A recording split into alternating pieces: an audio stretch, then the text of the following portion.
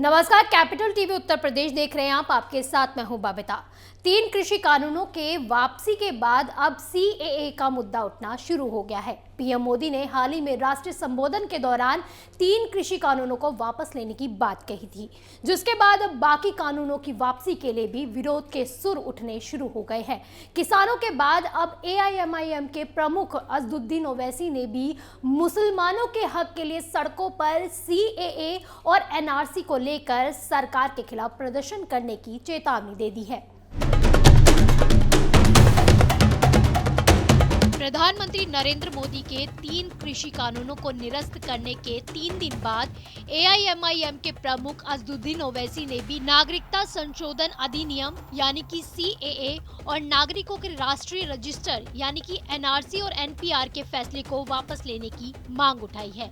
असदुद्दीन ओवैसी ने सरकार को ये चेतावनी दी है कि अगर सीएए और एनआरसी को खत्म नहीं किया गया तो प्रदर्शनकारी सड़कों पर उतरेंगे और इसे शाहीन बाग में बदल देंगे। ओवैसी बीते रविवार को यूपी के बाराबंकी में एक जनसभा को संबोधित करने आए थे, जहां उन्होंने जनता को संबोधित करते हुए कहा कि सीएए संविधान के खिलाफ है। अगर बीजेपी सरकार इस कानून को वापस नहीं लेती है तो हम सड़कों पर उतरेंगे और यहाँ एक और शाहीन बाग बन जाएगा। आपको बता दें कि दिल्ली का शाहीन बाग सीएए और एनआरसी के विरोध का केंद्र रहा है।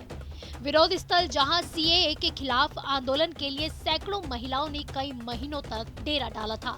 दिल्ली पुलिस ने 2020 की शुरुआत में कोविड-19 महामारी के कारण यहां से प्रदर्शनकारियों को हटा दिया था। वहीं संबोधन के दौरान एआईएमआईएम के प्रमुख ने प्रधानमंत्री नरेंद्र मोदी पर भी हमला बोला और कहा कि प्रधानमंत्री मोदी देश के सबसे बड़े नौटंकीबाज हैं और गलती से राजनीति में आ गए हैं, जिसके कारण बॉलीवुड एक्टर्स बच गए हैं। अगर वो बॉलीवुड में होते तो बेस्ट एक्टर के सारे पुरस्कार उन्हें मिल जाते। इसी बीच उन्होंने कृषि कानूनों को लेकर भी कहा कि प्रधानमंत्री मोदी अचानक से आए और उन्होंने कहा कि हमारी तपस्या में कोई कमी रह गई थी। ओवैसी ने कहा कि तपस्या तो उन किसानों की थी जिन्होंने 1 साल तक संघर्ष किया था। किसी भी सूरत में उन्होंने अपनी जमीन नहीं छोड़ी थी। ओवैसी ने आगे बीजेपी सरकार पर प्रहार करते हुए उन्हें मुस्लिम समुदाय के पिछड़ेपन और बेरोजगारी के लिए जिम्मेदार ठहराया। उन्होंने दावा किया कि यूपी में अंसारी समुदाय और कुरैशी समुदाय की बर्बादी का कारण मोदी सरकार है।